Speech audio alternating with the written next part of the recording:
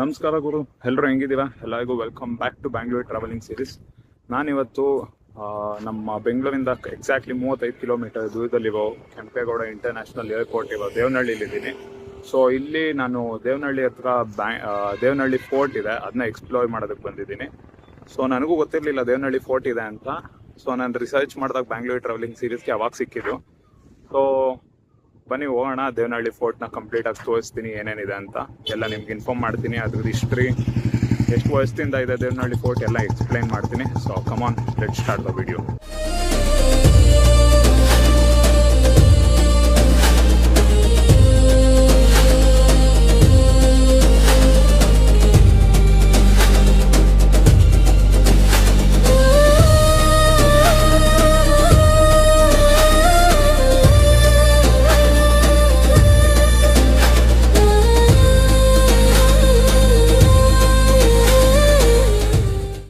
So okay, ಇಲ್ಲಿಂದ fort entry ಆಗುತ್ತೆ. ತುಂಬ ಹಳೆ ಫೋರ್ಟ್ ಆಗಿದೆ ಇದು. ಸೊ ಇಲ್ಲಿಂದ ಸ್ಟಾರ್ಟ್ ಆಗುತ್ತೆ, ಹಿಂಗೆ ಹೋಗ್ಬೇಕಾಗತ್ತೆ ನೆಕ್ಸ್ಟು. ಸೊ ಇದು ಫೋರ್ಟ್ ಎಂಟ್ರೆನ್ಸ್ ಆಗಿದೆ. ಮೇನ್ ಗೇಟ್ ಇತ್ತು ಮೊದಲು ಅವಾಗಿನ ಕಾಲದಲ್ಲಿ.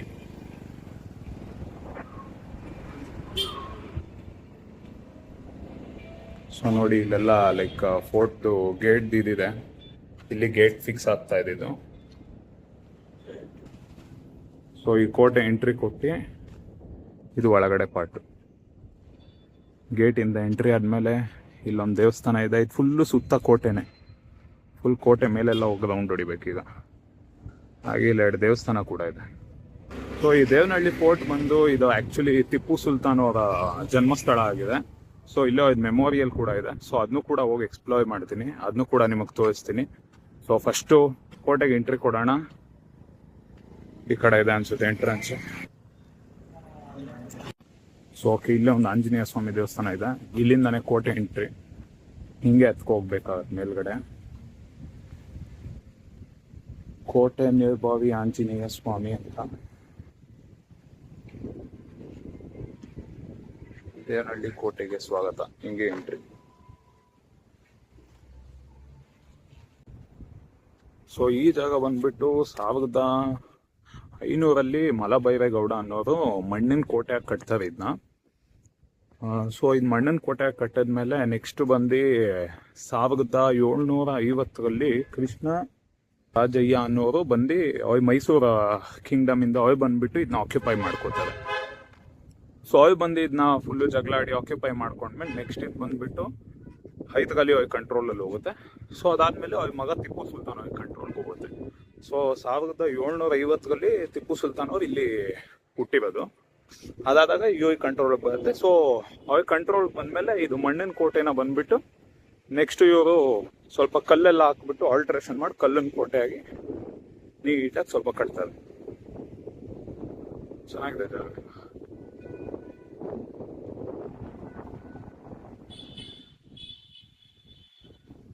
ಜನನೇ ಇಲ್ಲ ಇಲ್ಲಿ, ಫುಲ್ ಆರಾಮಾಗಿ ಬಂದು ಕೂತ್ಕೊಂಡು ಹೋಗ್ಬೋದು. ಸೊ ಈ ಕೋಟೆ ಬಂದ್ಬಿಟ್ಟು ಈ ಕಡೆ ಎಲ್ಲ ಕಂಪ್ಲೀಟ್ಲಿ ಊರಿದೆ. ಈ ಊರು ಸುತ್ತ ಕೋಟೆ ಇದೆ, ಮಧ್ಯದಲ್ಲಿ ಊರು ಸುತ್ತ ಕೋಟೆ. ಇಲ್ಲಿ 12 ವಾಚ್ ಟವರ್ ಕೂಡ ಇದೆ ಅಂತೆ. 12 ವಾಚ್ ಟವರ್ ಇತ್ತು, ಇವಾಗ ಇದೆಯಾ ಇಲ್ವಾ ಗೊತ್ತಿಲ್ಲ. ಸೊ 12 ವಾಚ್ ಟವರ್ ಏನಕ್ಕೆ ಅಂದ್ರೆ ಅಬ್ಸರ್ವ್ ಮಾಡೋದಕ್ಕೆ, ಯಾರಾದ್ರೂ ಈ ಜಾಗಕ್ಕೆ ಮತ್ತೆ ಬರ್ತಾರಾ ಇಲ್ವಾ ಅಂತ ನೋಡ್ಕೊಳ್ಳೋದಕ್ಕೆ. ಆ ಕಡೆನೂ ಒಂದು ಎಂಟ್ರಿ ಇದೆ, ಬಟ್ ಅದು ಕ್ಲೋಸ್ ಆಗಿದೆ. ಸೊ ಈ ಕಡೆ ಎಂಟ್ರಿ ದೇವಸ್ಥಾನದ ಕಡೆಯಿಂದ.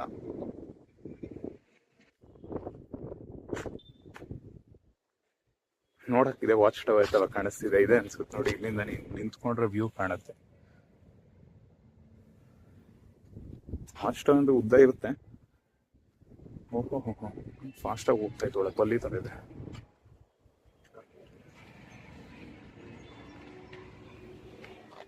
ಫುಲ್ ಪ್ರಶಾಂತವಾಗಿದೆ, ಜನನೇ ಇಲ್ಲ ಯಾರು, ಲೀಸ್ಟ್ ಪಾಪ್ಯುಲೇಟೆಡ್.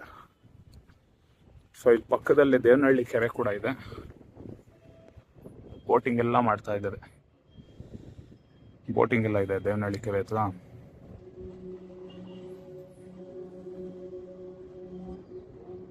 ಸೊ ಇದು ಬಂದ್ಬಿಟ್ಟು ನಿಮಗೆ ಅರೌಂಡ್ 20 ಎಕರೆಲ್ ಕವರ್ ಆಗಿದೆ ಇದು.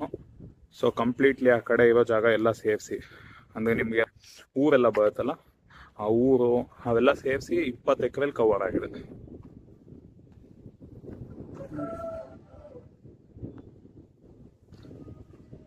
ಇಲ್ಲಿ ಸುಮಾರು ಅಟ್ಯಾಕ್ಗಳಾಗಿದೆ, ವಾರ್ಗಳು ನಡೆದಿದೆ. ಆ ರೀಸನ್ ಕೋಟೆಗಳು ಹಿಂಗಾಗೋಗಿದೆ, ಡ್ಯಾಮೇಜ್ ಆಗಿದೆ. ಬಟ್ ಅದು ಪರವಾಗಿಲ್ಲ, ಈಗಲೂ ಸ್ಟ್ರಾಂಗ್ ಆಗಿದೆಯಲ್ಲ.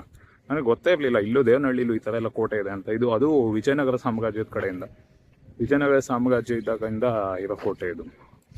1500ರಿಂದ ಇದೆ. ಸೊ ಈ ಕೋಟೆ ಒಳಗಡೆ ಒಟ್ಟು 4 ದೇವಸ್ಥಾನ ಇದೆ. ಫೇಮಸ್ ದೇವಸ್ಥಾನ ಬಂದ್ಬಿಟ್ಟು ಯಾವ್ಯಾವುದು ಅಂತ ಅಂದ್ರೆ ಬಂದ್ಬಿಟ್ಟು ವೇಣುಗೋಪಾಲ ಸ್ವಾಮಿ ದೇವಸ್ಥಾನ ಇದೆ, ಆಮೇಲೆ ಚಂದ್ರಮೌಳೇಶ್ವರ ಸ್ವಾಮಿ ದೇವಸ್ಥಾನ ಇದೆ, ಸಿದ್ಧಲಿಂಗೇಶ್ವರ ಸ್ವಾಮಿ ದೇವಸ್ಥಾನ, ಅದಾದ್ಮೇಲೆ ನಂಜುಂಡೇಶ್ವರ. ಸೊ ಒಟ್ಟು 4 ದೇವಸ್ಥಾನ ಇದೆ. ನನಗಿಲ್ಲೂ ಒಂದು ದೇವಸ್ಥಾನ ಇವಾಗ ಸದ್ಯಕ್ಕೆ ಕಾಣಿಸ್ತಿದೆ ಕೋಟೆ ಮೇಲ್ಗಡೆಯಿಂದ. ಫುಲ್ ಊರೇ ಕಾಣಿಸುತ್ತೆ ಇಲ್ಲಿ ನಿಂತ್ಕೊಂಡ್ರೆ ಟಾಪಲ್ಲಿ, ಕೋಟೆ ಮೇಲ್ಗಡೆ ಬಂದ್ಬಿಟ್ಟು ಅಷ್ಟು ಚೆನ್ನಾಗಿದೆ. ಅಲ್ಲಿ ಇನ್ನೊಂದು ದೇವಸ್ಥಾನ ಇದೆ ನೋಡಿ, ಅಲ್ಲೊಂದು, ಅದಾದ್ಮೇಲೆ ಇಲ್ಲಿ ಎದುರುಗಡೆ ಇನ್ನೊಂದಿದೆ. ಇದು ಯಾವ ದೇವಸ್ಥಾನ ಅಂತ ಗೊತ್ತಿಲ್ಲ, ಹೋಗೋಣ ಅಲ್ಲಿಗೆ ಹೋದಾಗ ಚೆಕ್ ಮಾಡ್ತೀನಿ.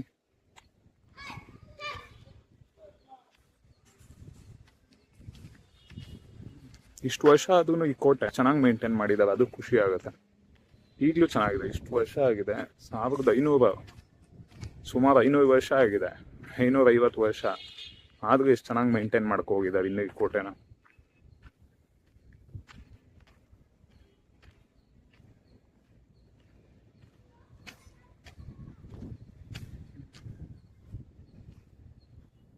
ಇದು ವಾಚ್ ಟವರ್ ಅನಿಸ್ತಿದೆ. ಸುಮಾರು 12 ವಾಚ್ ಟವರ್ ಅಂತ ಹೇಳೋದು. ಇವುಗಳೇನ ಅದು ಗೊತ್ತಿಲ್ಲ, ಬಟ್ ನೋಡೋದಕ್ಕಿದೆಲ್ಲ ವಾಚ್ ಟವರ್ ಅಂತಾನೆ ಇದೆ. 2ನೇ ವಾಚ್ ಟವರ್ ಅನ್ಸುತ್ತೆ.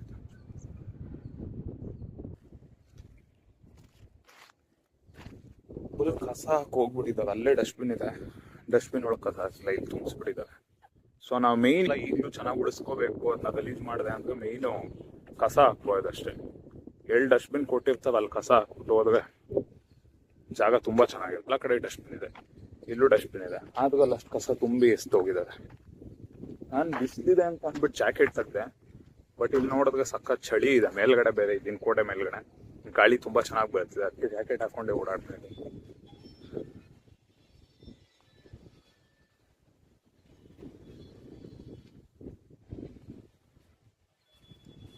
ಮೇ ಬಿ 3ನೇ ವಾಚ್ ಟವರ್ ಅನ್ಸುತ್ತೆ. ಸೊ ಟೋಟಲ್ ಇಲ್ಲಿ 3 ಆಗಿದೆ ಸ್ಟಾರ್ಟಿಂಗ್ ಇಂದ.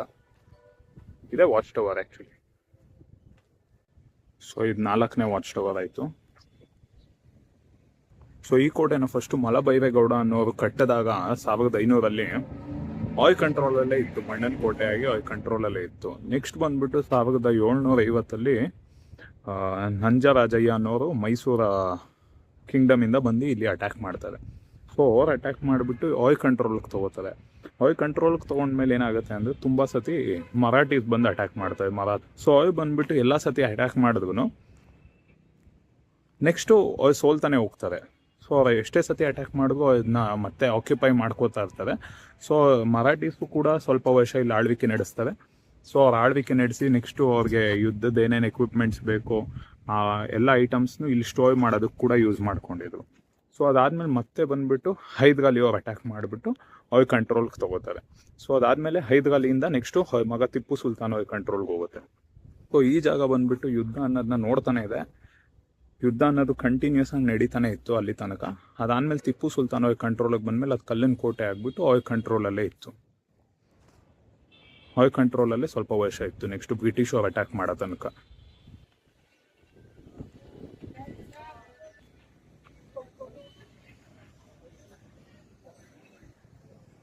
ಕೋಟೆ ಬಂದು ಅಷ್ಟೇ, ಆ ಕಡೆಯಿಂದ ಈ ಕಡೆಗೆ ಬರೋ ತನಕ ಇನ್ನು ರಿಮೈನಿಂಗ್ ಈ ಕಡೆ ಇರೋದೆಲ್ಲ ಏನೂ ಇಲ್ಲ, ಡೆಸ್ಟ್ರಾಯ್ ಆಗಿಬಿಟ್ಟಿದೆ. ಸೊ ಇಲ್ಲಿ ತನಕ ಅಷ್ಟೇ ಈಗ ಟೋಟಲ್ ಕೋಟೆ ಇರೋದು. ಸೊ ಇನ್ನು ನೆಕ್ಸ್ಟು ಇಲ್ಲಿ 4 ದೇವಸ್ಥಾನ ಬರುತ್ತೆ ಅಷ್ಟೇ.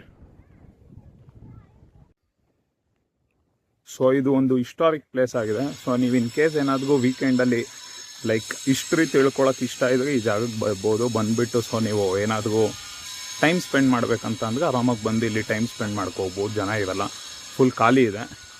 ಸೊ ಪೀಸ್ ಆಗಿದೆ. ಬಂದು ಆರಾಮಾಗಿ ಫ್ರೆಂಡ್ಸ್ ಜೊತೆ ಇಲ್ಲಿ ಮಾತಾಡ್ಕೊಂಡು ಈ ಕೋಟೆ ಎಲ್ಲ ನೋಡ್ಕೊಂಡು ದೇವಸ್ಥಾನ ವಿಸಿಟ್ ಮಾಡ್ಕೊಂಡು ಹೋಗೋಗಿದ್ರೆ ಆರಾಮಾಗಿ ಇಲ್ಲಿ ಬಂದು ವಿಸಿಟ್ ಮಾಡ್ಕೊ ಹೋಗ್ಬೋದು. ಸೊ ಇದು ಒಂದು 5ನೇ ಟವರು. ಸೊ ಇಲ್ಲಿ ನಾನು ತುಂಬ ಟವರ್ಸ್ ಇದೆ ಅಂತ ಅಂದ್ಕೊಂಡಿದ್ದೆ, ಬಟ್ ಇಲ್ಲಿ 5 ಅಷ್ಟೇ ಕಾಣಿಸಿದೆ. ಯಾಕೆಂದರೆ ಇನ್ನು ರಿಮೈನಿಂಗ್ ಎಲ್ಲ ಡೆಸ್ಟ್ರಾಯ್ ಆಗೋಗಿದೆ ಯುದ್ಧದ ಟೈಮಲ್ಲಿ, ಅವಾಗೆಲ್ಲ ಹೊಡೆದಾಡಿ. ಸೊ ಈಗೆಲ್ಲ ಊರುಗಳು ಕಟ್ಬಿಟ್ಟಿದ್ದಾವಲ್ಲ, ಸೊ ಕಂಪ್ಲೀಟ್ಲಿ ಇಲ್ಲ. 5 ಟವರ್ ಇದೆ, ಇನ್ನು ರಿಮೈನಿಂಗ್ ಟವರ್ ಯಾವುದು ಕಾಣಿಸ್ತಿಲ್ಲ. ಸೊ ಟೋಟಲ್ 12 ಅಂತ ಹೇಳಿದ್ದು, ನನಗೆ ಕಾಣಿಸಿರೋದು ಬರೀ 5 ಅಷ್ಟೇ. ಇನ್ನು ರಿಮೈನಿಂಗ್ ಎಲ್ಲ ಯುದ್ಧದ ಟೈಮಲ್ಲಿ ಹೊಡೆದೋಗಿದೆ. ಇನ್ನೇನು 500 ವರ್ಷ ಆದರೂ ಇಲ್ಲಿ ತನಕ ಎಲ್ಲಿ ಬಾಳಿಕೆ ಬರುತ್ತೆ, ಅಷ್ಟು ವರ್ಷ ಆದರೂ ಇಷ್ಟಿದೆಯಲ್ಲ.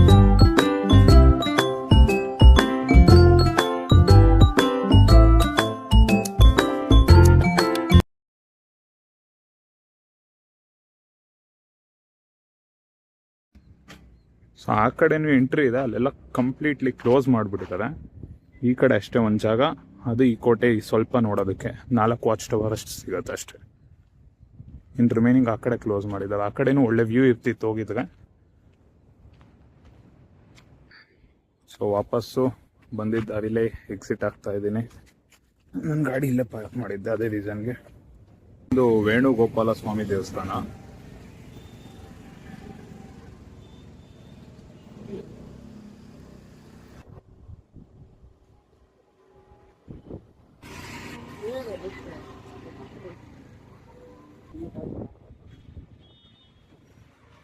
ಸೊ ಇದು ಬಂದ್ಬಿಟ್ಟು ಸಿದ್ದೇಶ್ವರ ಸ್ವಾಮಿ ದೇವಸ್ಥಾನ.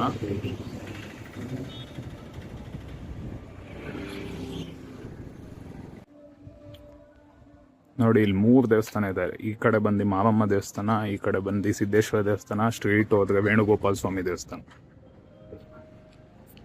ಸೊ ಈಗ ಹಂಗೆ ಮುಂದಕ್ಕೆ ಹೋದ್ರೆ ಆ ಕಡೆ ನಂಜುಂಡೇಶ್ವರ ಸ್ವಾಮಿ ದೇವಸ್ಥಾನನೂ ಇದೆ. ನೋಡಿ ಹಿಂಗೆ ಹೋದ್ರೆ ಈ ದಾರಿಲಿ ನಿಮಗೆ ನಂಜುಂಡೇಶ್ವರ ಸ್ವಾಮಿ ದೇವಸ್ಥಾನ ಸಿಗುತ್ತೆ. ಸೊ ಹಿಂಗೆ ಇನ್ನೊಂದು 20 ಕಿಲೋಮೀಟರ್ ಮುಂದೆ ಹೋಗ್ಬಿಟ್ರೆ ನಮಗೆ ನಂದಿ ಹಿಲ್ಸ್ ಕೂಡ ಸಿಕ್ಬಿಡುತ್ತೆ. ಸೊ ನೀವು ಯಾರಾದರೂ ನೋಡಿ ಈಗ ವೀಕೆಂಡಲ್ಲಿ ಪ್ಲ್ಯಾನ್ ಮಾಡೋರಾಗಿದ್ರೆ ಟ್ರಿಪ್ಸ್ಗೆ, ಸೊ ನೀವು ಇಲ್ಲಿ ದೇವನಹಳ್ಳಿ ಫೋರ್ಟ್ಗೆ ಆರಾಮಾಗಿ ವಿಸಿಟ್ ಮಾಡ್ಬೋದು. ವೀಕೆಂಡ್ ವೀಕ್ ಡೇಸ್ ಯಾವಾಗಾದ್ರೂ ಬರ್ಬೋದು, ಯಾವುದೇ ಎಂಟ್ರಿ ಫೀಸ್ ಅಂತ ಎಲ್ಲ ಇರೋದಿಲ್ಲ. ಸೊ ಬಂದು ವಿಸಿಟ್ ಮಾಡಿ ದೇವಸ್ಥಾನಗಳಿರುತ್ತೆ, ಆರಾಮಾಗಿ ಸುತ್ತಾಡ್ಕೊಂಡು ಹೋಗ್ಬೋದು. ದೇವನಹಳ್ಳಿ ಕೂಡ ಎಕ್ಸ್ಪ್ಲೋರ್ ಮಾಡ್ದಂಗೆ ಆಗುತ್ತೆ. ಏರ್ಪೋರ್ಟ್ ಟ್ರಿಪ್ ಕೂಡ ಬರ್ಬೋದು.